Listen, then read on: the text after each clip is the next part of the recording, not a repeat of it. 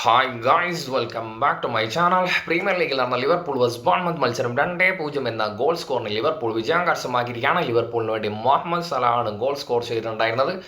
Premier ലീഗിലെ all time top score ലിസ്റ്റിൽ 178 ഗോളുമായിട്ട് മുഹമ്മദ് സല 3-ാം സ്ഥാനത്തേക്ക് മുന്നേറിയിരിക്കുകയാണ്. 2-ാം സ്ഥാനത്ത് അർജന്റീനൻ സൂപ്പർ സ്ട്രൈക്കർ സെർജിയോ അഗ്വേറയും 1-ാം സ്ഥാനത്ത് ആൻഡ്രി കോളുമാണ് തുടർന്നുകൊണ്ടിരിക്കുന്നത്. മുഹമ്മദ് സലയെ സംബന്ധിച്ചിടത്തോളം one of the best season തന്നെയായിരിക്കും ഇത്. ഈ ഒരു സീസണിൽ 21 ഗോളും അതുപോലെ 13 അസിസ്റ്റുമാണ് മുഹമ്മദ് സല നേടിയിരിക്കുന്നത്. എനിക്കൊന്ന് ഈ സീസണിൽ ലിവർപൂൾ ചാമ്പ്യൻസ് ലീഗും അതുപോലെ പ്രീമിയർ ലീഗും നേടുകയാണെങ്കിൽ ബാലൻഡിയോർ എന്നുള്ള ഒരു പുരസ്കാരം മുഹമ്മദ് സലായ്ക്ക് തന്നെ ആയിരിക്കും കിട്ടാൻ വേണ്ടി പോകുന്നത്. വേറെ ഒരു വലിയ രീതിയിലുള്ള കമ്പാരിസൺ വരാനുള്ള സാധ്യത വളരെ കുറവാണ്.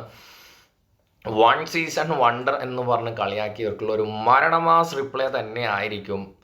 അന്ന് തൊട്ട് ഇന്ന് വരെ ഒരു കൺസിസ്റ്റൻസി ആയിട്ടുള്ള ഒരു പെർഫോമൻസ് ആണ് മുഹമ്മദ് സലായുടെ ഭാഗത്തു നിന്നും കാണാൻ വേണ്ടി സാധിച്ചത്. ഈ ഒരു മത്സരത്തിലെ വിജയത്തോടുകൂടി 56 പോയിന്റുമായിട്ട് പ്രീമിയർ ലീഗ് പോയിന്റ് ടേബിളിൽ 1-ാം സ്ഥാനത്ത് തുടർന്നുകൊണ്ടിരിക്കുകയാണ്. മത്സരത്തിലെ പെർഫോമൻസ് നോക്കുകയാണെങ്കിൽ അത്ര വലിയ രീതിയിൽ അഗ്രസീവായിട്ടുള്ള ഒരു പെർഫോമൻസ് ഒന്നും ആയിരുന്നില്ല.